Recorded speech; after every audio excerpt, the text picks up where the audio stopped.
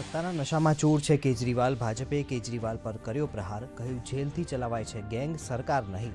દિલ્હી આબકારી નીતિ મામલે ઈડી કરી રહી છે કેજરીવાલની પૂછપરછ. ધરપકડ બાદ ભાજપ અને આપ આમને સામને.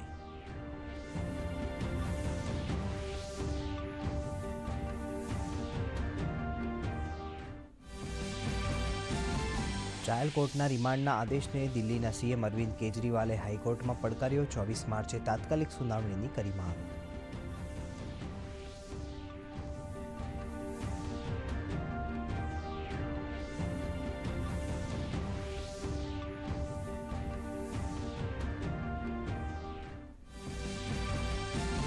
રશિયાની રાજધાની મોસ્કોના આતંકી હુમલામાં મૃત્યુઆંક થયો 115, 100થી વધુ લોકો ઘાયલ. ઇટલી, ફ્રાન્સ, સ્પેન, જર્મનીએ ઘટનાની કરી નિંદા. પીએમ મોદીએ હુમલાની નિંદા કરતા કહ્યું, દુઃખની આ ઘડીમાં ભારત રશિયાની સાથે.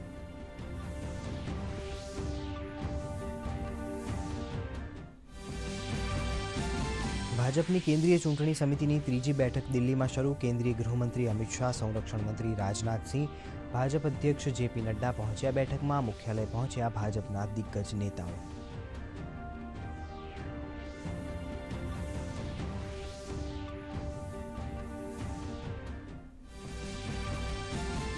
ગુજરાતમાં લોકસભા ચૂંટણીમાં બે મોટા ટ્વિસ્ટ. લોકસભા ચૂંટણીમાં વડોદરા બેઠક પરના ભાજપના ઉમેદવાર રંજનબેન ભટ્ટ અને સાબરકાંઠા બેઠક પર ભાજપના ઉમેદવાર ભીખાજી ઠાકોરે ચૂંટણી ન લડવાની કરી જાહેરાત. સોશિયલ મીડિયા પર અંગત કારણોસર ચૂંટણી લડવાનો કર્યો ઇનકાર.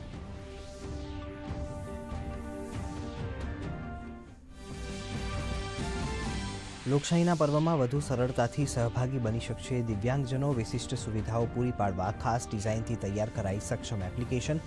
મતદાન મથક, વ્હીલચેર શોધવામાં રહેશે સરળતા. Voice assistance, text to speech સહિતના ફીચર્સથી સજ્જ આ એપ.